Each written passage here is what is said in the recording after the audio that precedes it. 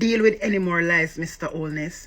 I saw you on Nationwide, and you basically was saying that we're going to be getting doctors.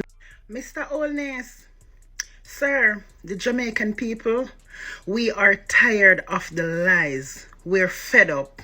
We cannot deal with any more lies, Mr. Holness. I saw you on Nationwide, and you basically was saying that we're going to be getting doctors and nurses from Ghana, India, and Nigeria. Now, I need to know if you and the health minister is working in two different departments, because the health minister now saying that we're going to be getting over 50 nurses from Cuba. So, at the end of the day, what Mr. can go where is it that the truth lies? Because I'm sure it's not lie with you and it not lie with your health minister and with some bunch of liars. Are you willing to tell me that the Cuban government is now willing to send back over 50 of their nurses and doctors to Jamaica after you all send them home, claiming that they have been trafficked because they have to be working their money and giving it to the government? So you're now telling me that the Cuban government decided that they're going to send the nurses here and they will be signing their own contracts with the Jamaican government, and they won't be giving any of their money to the Cuban government. And you're also saying that the Cuban nurses and doctors coming back to Jamaica, they won't be trafficked. What's going on? What's going on? We need to know where the truth lie. That is one of my concerns I come with this morning. My second concern I come with this morning. You and your cabinet members, them on is a bunch of bully. Me see the one vase him in a parliament a behave like when him a cuss Anne Marie and a farner off. Vase aka Pum Pum Vase. Me see him buckle stopper a fan off with the most disrespectful behavior in the parliament, like when him there me had lift up him frack and a trace Anne Marie. And no one in the parliament on your side decided to stop him. Madam Speaker didn't have a problem with it. That is funny, so, honey. So, a bully in the parliament where you know who to take on. So, you want to take on Mr. Golding with your bullyism. Bigfoot want to take on Nikisha. And Darrell Vase, aka Bucklestopper Duncehead, want to take on Dr. Dawes. What a shame. What a shame. I remember your words, government badness, but let me tell you something. You all dealing with the parliament like you're going to be there forever. Mr. Holness, you're not going to be there forever. Your days are numbered. Your days are numbered. You hear me?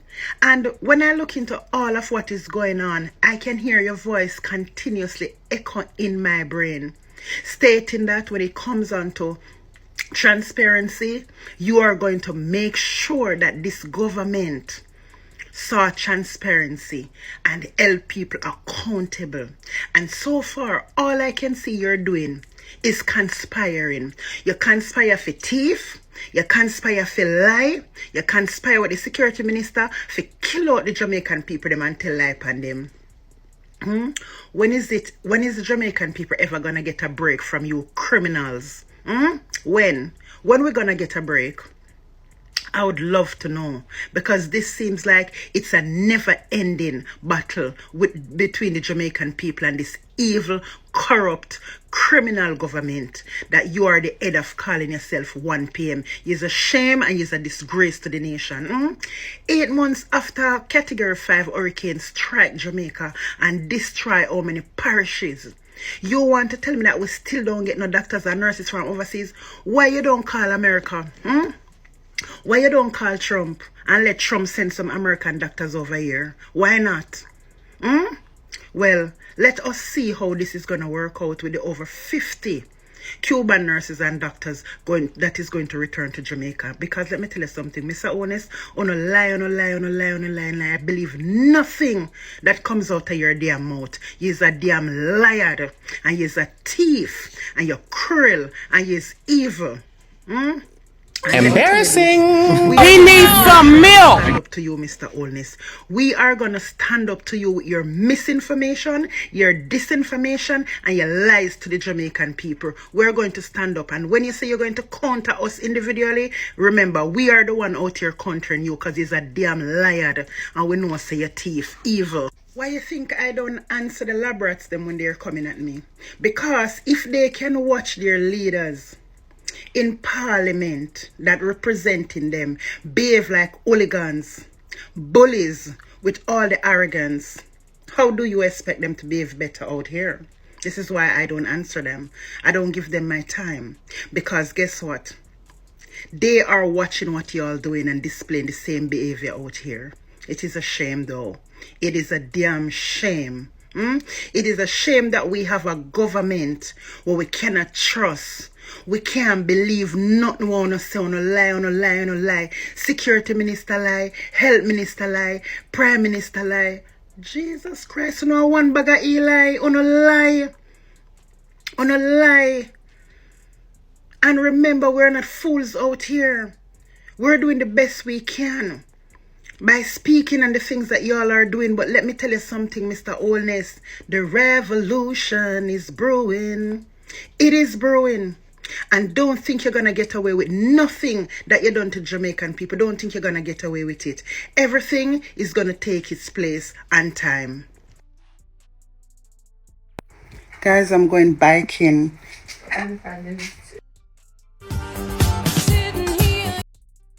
I got tired listening.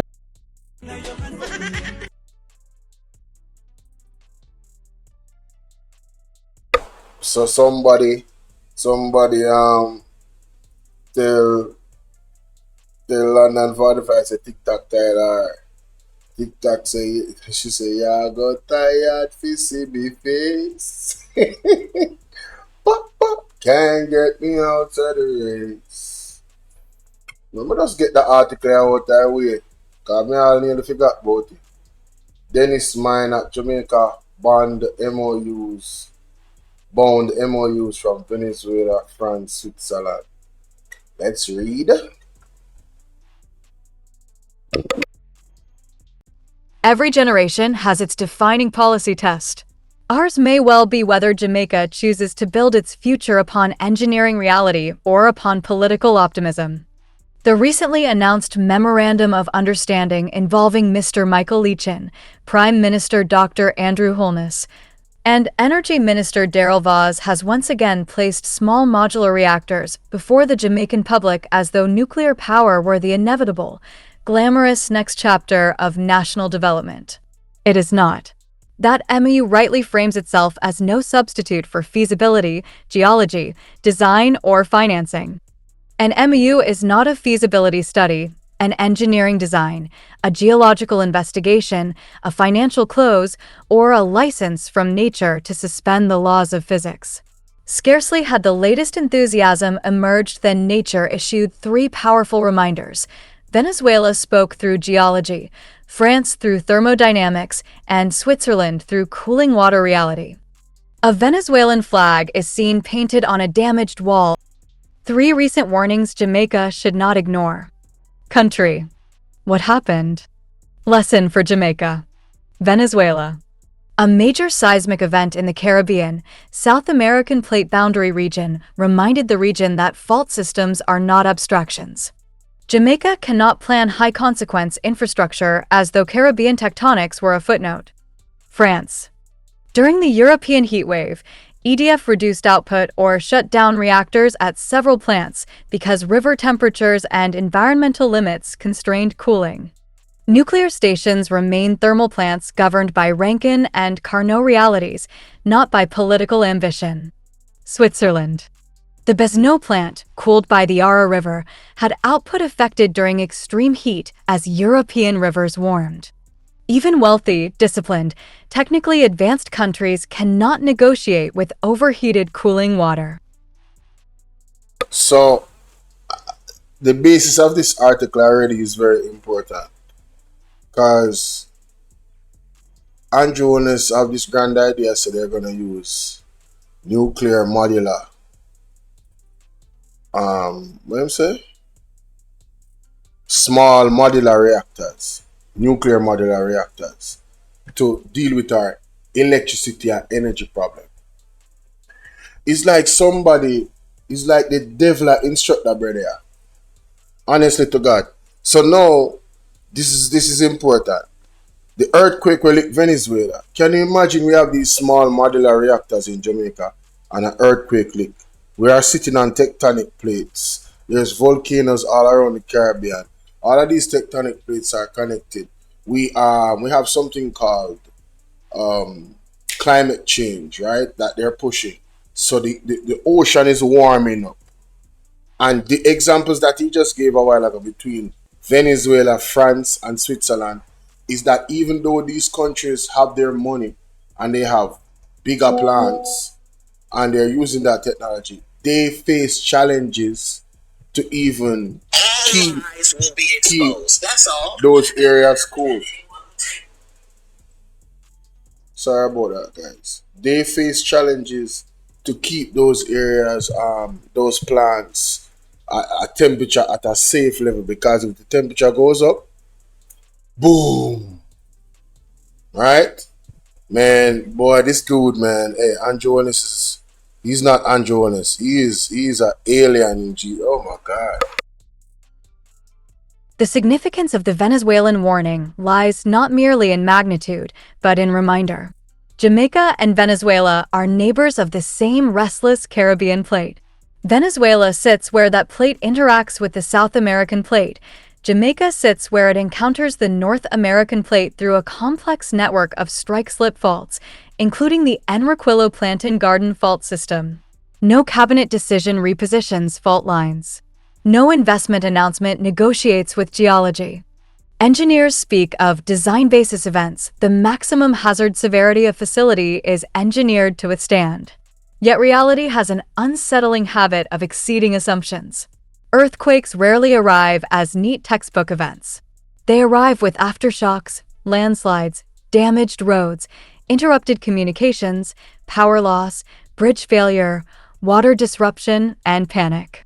Complex systems fail not because one component breaks, but because several independent failures occur together. Nuclear safety systems are engineering marvels. But mechanical systems, diesel generators, cooling lines, containment structures, control rooms, switch yards, transformers, and access roads are not metaphysical objects floating above geography. They occupy soil, rock, coastal corridors, and watersheds. They depend on a functioning grid, trained personnel, reliable water, and rapid emergency response. In a major earthquake, all of those assumptions may degrade at once. France's heatwave turns rivers too warm for reactors, photo credit. iStock, Yahoo. Supporters of SMRs correctly observe that modern reactors include passive safety systems. Nuclear engineering has learned much from 3 Mile Island, Chernobyl, and Fukushima. Yet improved engineering does not abolish residual risk. It merely attempts to manage it.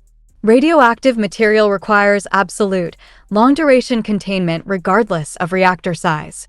The adjective small refers mainly to output, not to consequence. The question before Jamaica is That line, the adjective small does not refer to output. It refers to output and not consequences. So what he's saying is that although they're going to use small modular reactors, the consequence of those systems failing are still very, very bad. Jamaica is already small. That's why I said this man has to be an alien. I don't know. He has to be guided by the devil. I'm telling you, this dude Andrew Holness, I'm telling you, yo. Is not whether an SMR can. The question before Jamaica is not whether an SMR can be made to work somewhere. The question is whether a small, hurricane-prone, earthquake-exposed island of fewer than 3 million people should accept the spatial, financial, regulatory, and emergency planning consequences of a nuclear tail risk failure. In a continental country, a nuclear accident may be regional. In Jamaica, it could be national. There is no meaningful way to which the island can evacuate. A severe contamination event would threaten agricultural lands, freshwater systems, coastal tourism zones, fisheries, real estate, public confidence, and the very habitability of key corridors. A 30-kilometer exclusion zone in Jamaica is not a planning abstraction. It is a parish-level crisis. Nor does an SMR operate in splendid isolation. It is a dependent node in a web of national infrastructure. It needs an exceptionally stable grid, secure cooling arrangements, functioning roads, telecommunications, emergency services, security protocols, and disciplined regulation. Upon an emergency shutdown or scram, a reactor stops producing power but still requires reliable electricity to remove residual heat. It moves from being a generator to being a demanding safety-critical load.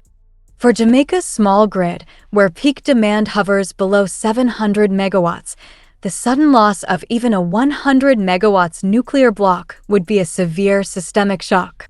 The island-wide blackout earlier in June 2026 reminded us that electrical networks respond not to speeches, but to disciplined engineering, preventive maintenance, automated protection, vegetation management, pole hardening, black start capability, and trained operators. The Besno plant, cooled by the Ara River, had output affected during extreme heat as European rivers warmed. Then comes France. During the present European heatwave, several EDF reactors faced reductions or shutdowns because elevated river temperatures risked breaching environmental limits designed to protect aquatic ecosystems. At Golfec, one reactor was shut down. Output reductions also affected Nogent-sur-Seine and Buggy. This was not an anti-nuclear slogan. It was thermodynamics reporting for duty. Switzerland adds the same lesson in an even tidier form. The Besno nuclear power plant is old, experienced, regulated, and located in one of the world's most technically competent countries. Yet it too remains dependent on the temperature of the Ara River for cooling. The wider European heatwave has pushed rivers and infrastructure into stress, with nuclear output reductions reported as overheated rivers constrained operations. This is the point Jamaica must grasp. Nuclear reactors are not magic boxes. They are sophisticated thermal power stations. They obey the Rankine cycle. Their upper theoretical efficiency is bounded by Carnot's insight. They require reliable heat rejection to an environment cooler than the working fluid. When ambient temperatures rise and cooling water becomes too warm, performance declines, environmental limits tighten, and output may fall precisely when electricity demand rises. This is why areas like Antarctica, maybe Russia, these areas that are extremely cold, it would make more sense for you to have a nuclear plant in those areas instead of a place that is already hot like Jamaica, and then the fact that the place I get hotter because of climate change. What are they thinking?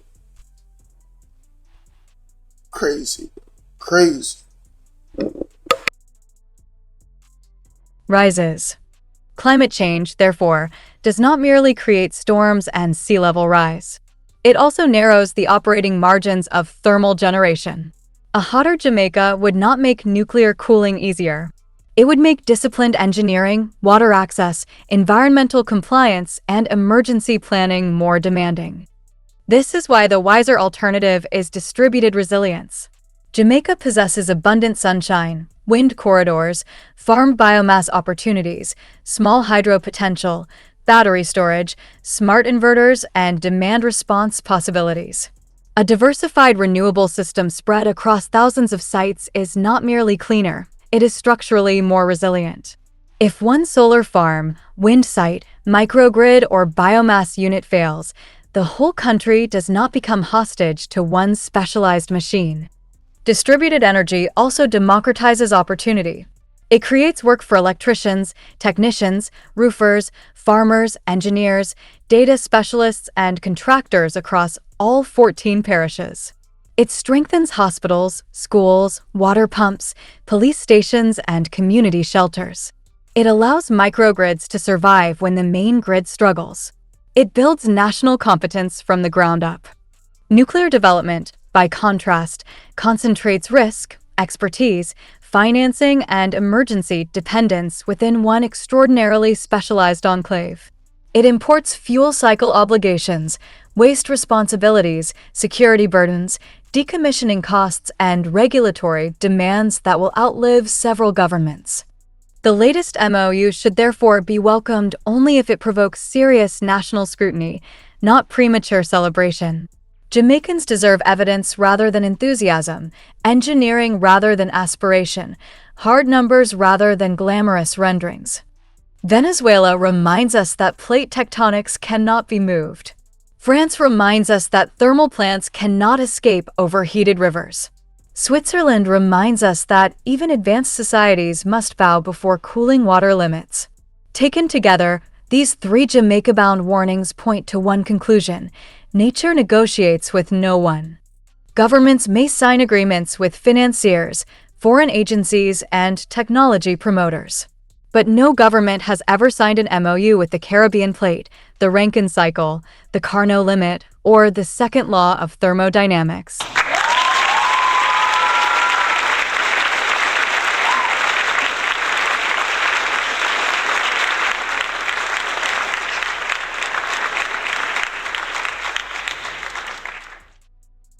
I knew that there was a reason why that article drew me to it. Let me know what you guys think in the comment section, ladies and gentlemen. You remember when they said 5 in 4? Now they're talking about small nuclear reactors. Like and share the video, ladies and gentlemen.